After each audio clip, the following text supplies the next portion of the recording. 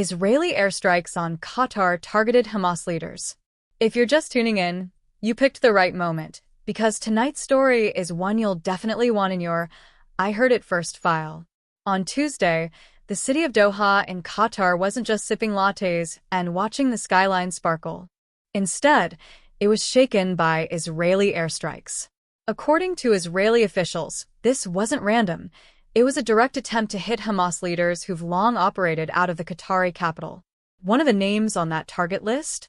Khalil al-Hayya, Hamas exiled Gaza chief and chief negotiator. Israeli officials say he was in the crosshairs. Hamas has since confirmed that 5 of its members were killed in the strike, including al-Hayya's own son.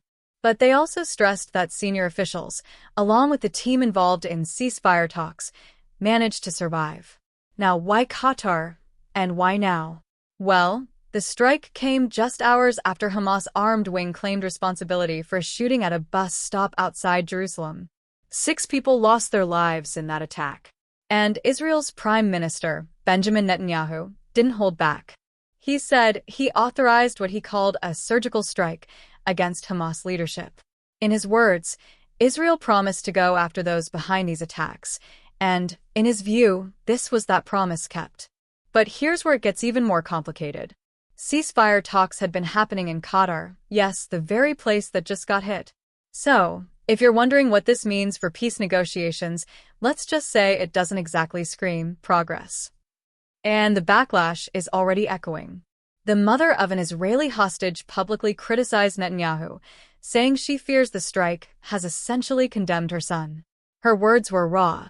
She said she was trembling with fear, believing the decision might have cost her child his life. Meanwhile, in Gaza, the picture is just as tense. Israel issued yet another evacuation order, telling displaced Palestinians to flee before what it described as a major offensive designed to wipe out Hamas strongholds. That order sparked panic, confusion, and, for many families, a heartbreaking sense of déjà vu. Some residents say they've been forced to relocate dozens of times, each move feeling less like escape and more like postponing the inevitable. One resident summed it up with haunting words, "We are only trying to delay death."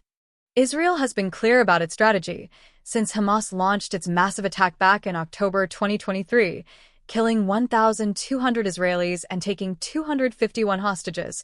The goal has been to decimate Hamas leadership. And Israel has already claimed the lives of several senior Hamas figures since then. But the human toll has been staggering. Gaza health officials report that more than 64,000 Palestinians have been killed since the start of this conflict, while much of Gaza has been reduced to rubble. Entire neighborhoods are unrecognizable, and the humanitarian crisis deepens daily. And it's not just Gaza. The ripple effects of this war have spread across the region.